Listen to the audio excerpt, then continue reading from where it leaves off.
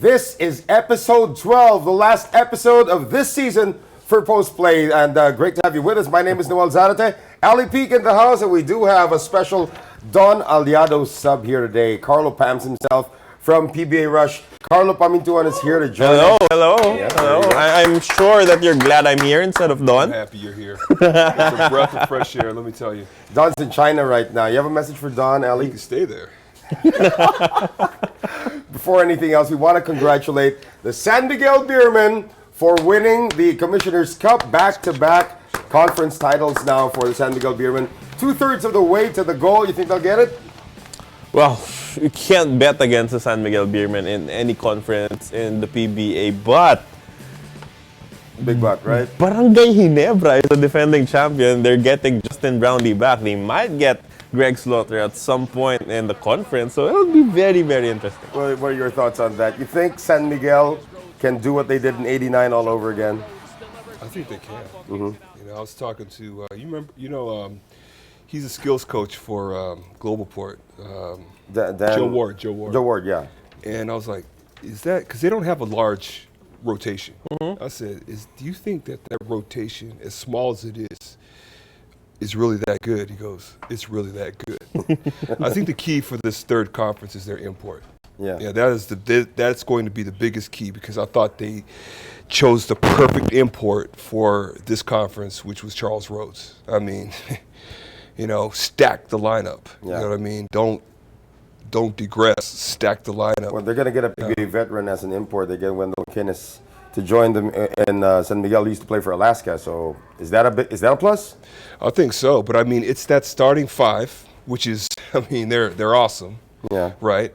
And then the couple of guys that come off the bench to complement them.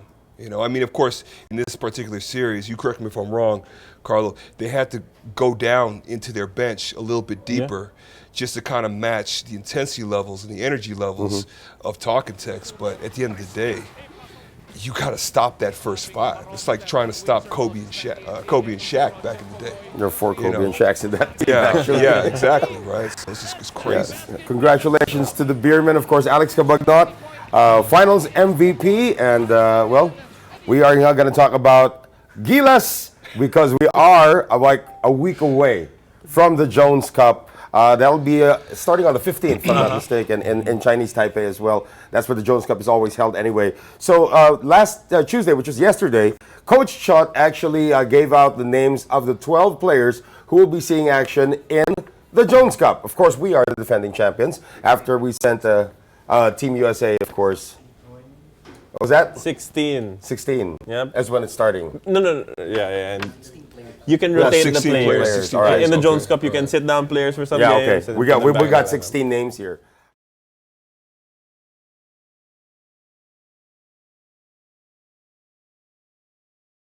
Defending champions of the Jones Cup. Yeah, Ali likes that. So we do have the names of the guys who were selected here by the Gilas coaching staff. Let's start with the guards. We have Kiefer Ravena, Mike Tolomia, Almond Vosotros, Gio Holalon, Ed Dakiwag. The wings featuring Von Pesumal, Kevin Ferrer, Carl Brian Cruz, Matthew Wright, and R.R. Pogoy. And the bigs have Raymar Jose, Mike Myers, not the Mike Myers of Gold member, but Christian Stan Hardinger. We also have Kobe Paras. Your age is just Fonso showing. Gotladera. It's okay, Mac Bello. Can you do a yeah, baby, yeah for me? I can't. Hey, Mike you want me, Ali? Myers from Halloween, and then Mike Myers, the comedian. There you go. Yeah, You've seen this Mike Myers dude that we're talking about right now. I've seen him. He looks like a bodybuilder. He looks like he's Huge. bigger, not huger just than you. big, but he's not just big, but he's ripped. He is. He's got like a 12-pack. What? I'm not kidding. He's huge. Call those Yeah. dinner rolls, right? No longer pandesals, those are dinner rolls. That's already. 11 more than we have. I have an ab. That's probably. But you've seen him. What are your This impressions? is so much. I love this vibe. It's so much better with you guys. Don, man, stay in China. Stay. God. All right, go. Let's go. Let's go. All right. When you saw him play, when you saw Mike Myers play, suit up, he's of course part of the team. What struck you? I saw him. I saw highlights of when he was in college. He went to looked like a small school, Maryland East, I think. And I think I don't even remember the conference that it was in. But I want to say Mid-Atlantic East Coast Conference or something like that. That's a pretty long name. Yeah, and but he averaged about 15.8 points per game there. You know, but what I've seen so far from this guy, I mean, he is stacked and he's an inside presence. When you look at this whole team, you have a lot of the big guys that are you put them at the 4 spot, but they'll be stretch 4s. This guy he shares that inside paint solely with maybe 2 other guys on this squad that we're talking about. Yeah. Raymar, Jose, and of course Fonzo Gatladera. But this guy, so far, what I've seen is he's just all inside. I know that he has the jump shots. Question is, how far is his range? I don't think in this case it really matters. Coach Chut hired him to be an inside presence, a physical presence underneath the basket. Not to mention, he's also a pretty good passer. All right, now talk about your initial thoughts on the group that we just mentioned here, Carlo. You've been around Gilas for a very long time, so now we have a bunch of new names here. So talk about that. I just want to go back very quickly to the point of having Mike Myers in the lineup because some people were asking if we're sending in the young guys to help develop them, to help get them acclimated to the international tournament, to the Jones Cup. Why are we adding an import? You can, because you can. No. I think the point here is even these guys, these young Gilas players need to learn to play with multiple imports because that might be the case for Gilas Pilipinas moving forward, moving away. Because it's home and away, and you never know if Andre Blanche will be available for certain competitions. And I think Mike Myers is actually the perfect import right now if we do go ahead in getting Greg Smith as the second naturalized player because they have very, very similar plays. I mean, Greg Smith was an interior presence. He had a mid-range jumper. So does Mike Myers, but it is not their strength. So I like that they're trying this out, trying to add a physical presence inside to see how everyone else will work alongside him. He's 6'8", so is Christian Standhardinger. But Christian Standhardinger, as we've seen, likes to flourish more on the wings. So talk about that aspect of bringing Christian Standhardinger. Well, we don't know how he will play with Gilas Pilipinas. It will be the first time that the entire Philippines will see him in action wearing the country's colors. So I'll be, watching and waiting to see what kind of player he turns out to be. And, the chemistry that he will have in the first few games with his teammates will dictate how things will move forward from there. And I'm really excited for the development of Star. I'm actually surprised that Kobe Paras was listed among the bigs. I mean, we've seen his brother Andre in action in the PBA D League, and he's tearing up the PBA D League, by the way. Andre Paras. He surprised me. Yeah. But what I like about Andre is he's got a little fight in him. He's not afraid to mix it up and rough things up. Of course, he learned from his father. Yeah. But now Kobe is among the bigs. Yeah. Kobe's like reaching 6'7" already, but he moves like a guard. But you know what, though? I mean, with this offense, Carlo knows this. With this type of offense, it's such a free-flowing offense. The more versatility, the better. You look at those talking text teams. I keep referring back to the talking text teams because you got a bunch of big guys playing out of position at the end of the day. Kelly was a natural 3. Renadale could actually play 3 if you think about it. Yeah. And in when he plays the 4 position, he's really doing a lot of damage on the outside, even though he likes to post up every once in a while. And then most of their bigs have 3-point capability, and they can actually take you off the dribble. Right. I mean, especially if Mwala Tatua starts to develop a little bit more, gets confident with taking people, facing people up as opposed to backing people down. You look at the way he's handled the ball. Right. But that's what you're looking for when you're trying to put a team together that will fit the design of your offense. You want a lot of versatility. So you basically got a lot of Draymond Greens out there, like multi-purpose type players out there. Yeah, when you talk about Draymond Greens, though, Kobe Paras, 6'7". Sky's the limit for this kid, Carlo. I bet. Yeah, I mean, we all saw how he performed in FIBA's 3x3. We know he's a capable scorer, an active defender, and as Ali said, you can play positionless basketball for Gilas Pilipinas because of the system. I mean, you don't need an interior presence outside of Mike Myers.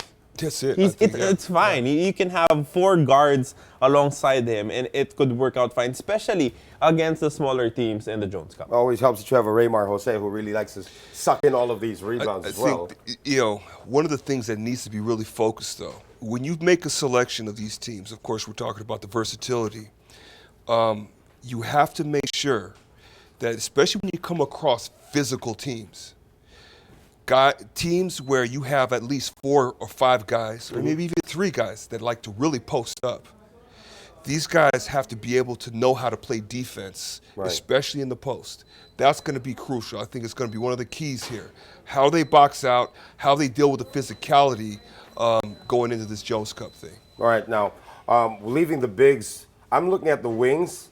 These are a bunch of assassins that we have here on the wings. Von Pesumal, Kevin Ferrer, Carl Brian Cruz, Matthew Wright, R.R. Pagoy. Are you serious? Yeah. That's a pretty stacked bunch of I wings. guess Coach Shot Reyes likes shooting from the wing area. He loves it. I remember when Chet Reyes used to run the reverse triangle, or a version of the triangle offense. And the adjustment he made, he realized, especially in the international competition, he realized it just wasn't coming together, it wasn't working. And then he adopted this whole dribble drive offense.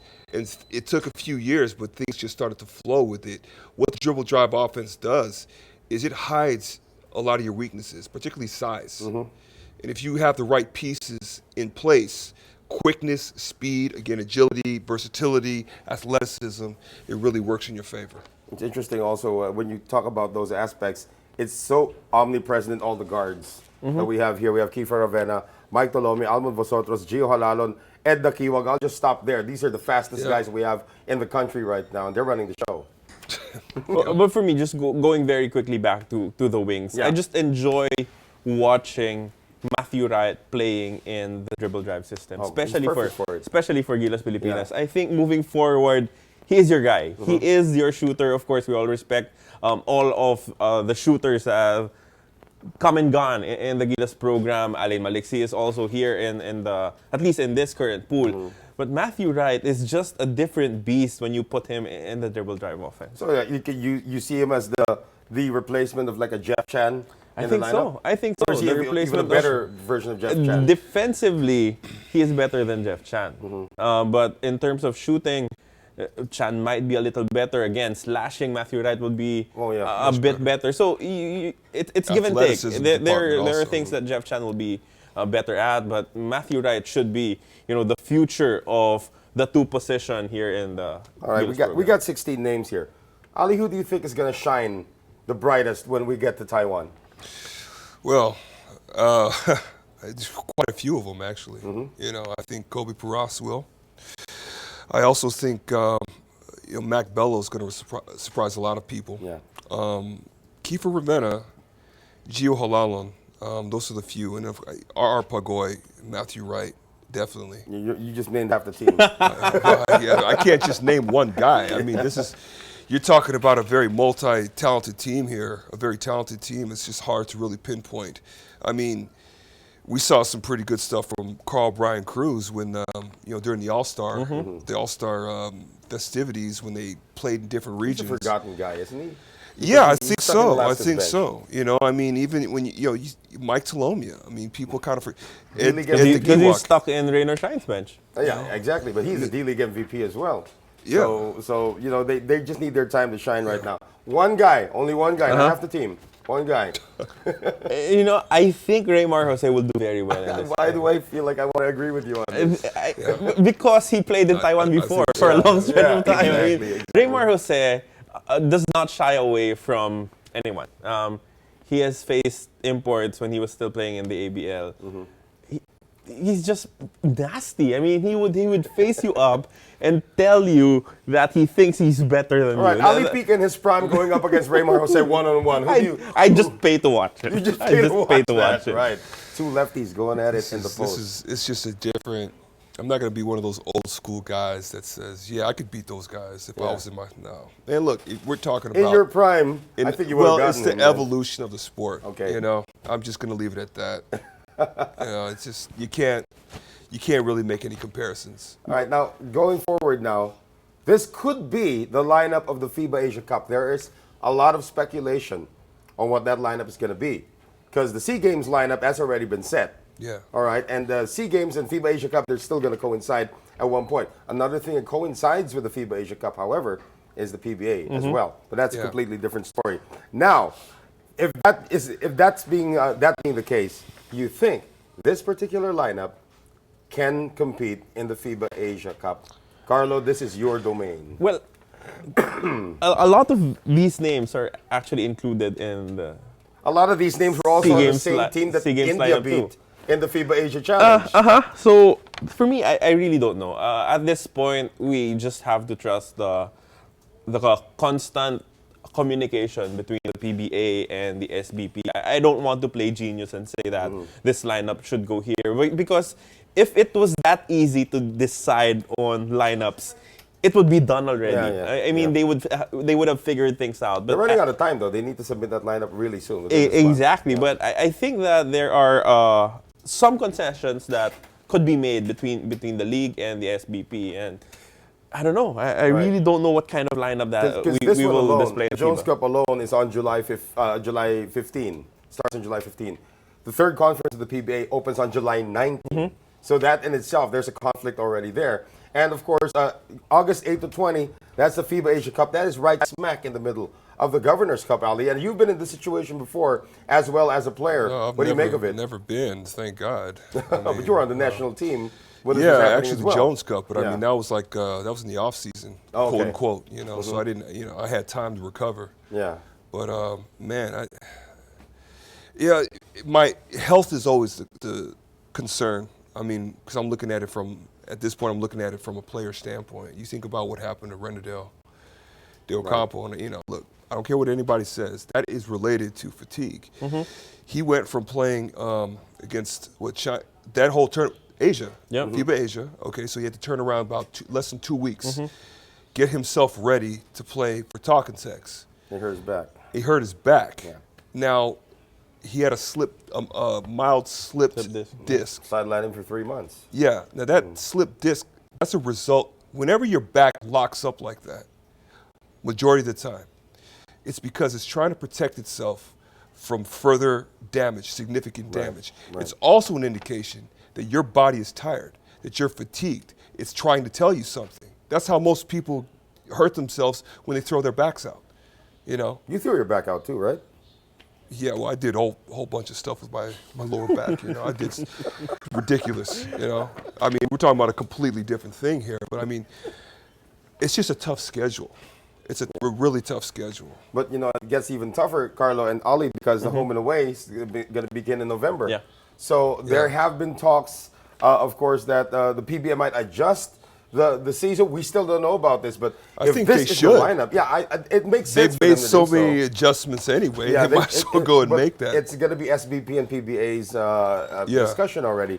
But if we send the same lineup, that's pretty strong. Jones Cup, there's a chance we can defend. But FIBA Asia Cup, all we have to do in the FIBA Asia Cup is not finish in the last two. We don't lose our slot for the home and away. Well, okay, you're talking about there's speculation that this lineup is going to be the FIBA Asia Cup lineup as well. I don't think so. Yeah. I just don't see it. Will we at They- least they're- escape I don't the know. group You're stage? talking about with all the teams that we've seen so far. Yeah. They're going to take the best Oh, we're available. with China. We're with Iraq. We're with Qatar. no Junmar, no. Probably no Japan. Junmar, probably no Japan. Why? Because you have to take it into consideration. The San Miguel Beermen will be gunning for a Grand Grand Slam. Slam. Barangay Ginebra Ginebra's gonna be will be defending gunning their for championship. a defense of Okay, their fine. Even more championship. so, push the Governor's Cup further down. You can. It's already I'm just scheduled. kidding. I'm just Starting on But July you know what? 19th. For me, I know. I think you just have to take it competition by competition. Instead of stressing yourself out with thinking about the FIBA Asia Cup, why not focus on the Jones Cup and what you could develop as a team. And more importantly, I mean, I was there in the Jones Cup a couple of years ago with Gilas 3.0, and I saw just how warm the fans were. And I think that this is the group of young guys that we have. This is the perfect time to introduce them to that fan base, because they're still used to Mart Pingres and Ranidel de Ocampo. Now, Some are still used to Asitaw Love. exactly. Now you send them these young guys, you introduce them, and at least you develop that affinity between the fans and this new squad. All right, we are just about out of time for this one. I mean, it's great that we have Carlo here. I have a million questions for Carlo, actually. But hey, guys, this is our last episode. Thank you to Chooks to Go. All right, for this season. For the season. It's not that we're ending right now because Don Aliado's still in China. So it's nice to see him back here, with some gifts. Probably we'll have that in the next season. But thank you for the 12 episodes, not 12 seasons, 12 episodes that you've been with us here on Post Play. Ali, are you getting a little? I'm getting a little emotional about it. I'm not getting One message for all of your newfound friends out there who have been very I loyal hope to you the guys. show. I hope you guys enjoyed especially some of the knowledge that we're trying to impart. Myself, Don, and some of the other people that have been here, and of course, you guys, Carlo, thank you, and James when he was here, Yeah. and Chuck when he was here. We're just here to have fun and talk basketball, talk hoops. I'm sure you guys back at home love to do the same exact thing. If you guys have any questions or things that you may Add him up feel on that we Instagram. want to touch off on, please feel free. You think Don has to go on a diet?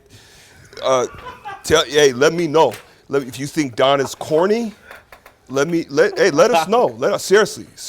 If you like his hat, his multicolored hat that he wears when he's sitting here, if you don't like it, let us know. Last time when you weren't here, you went to the hospital. He said you need the penicillin. Penicillin, yeah, right. Again, corny, just wanted to say what he corny told stuff, corny stuff. All right, Carlo, thank you very much for That's gracing our show. pleasure. It's a it's, pleasure. I it's hope great. Don is absent the next time around. Yeah, that's what I'm talking about.